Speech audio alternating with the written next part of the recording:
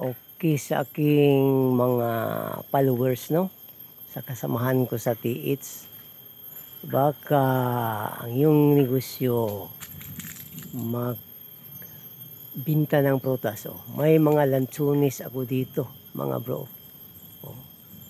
Marami siyang bunga. Papakyaw ko to, mga bro. Itong lansunis na to, ito, native lang ito, pero may resistance ito sa ulan at init. Yan lang, mga bro. Baka sa mga kasamahan ko mayroong nagnegosyo ng ganito, PM lang kayo kay ating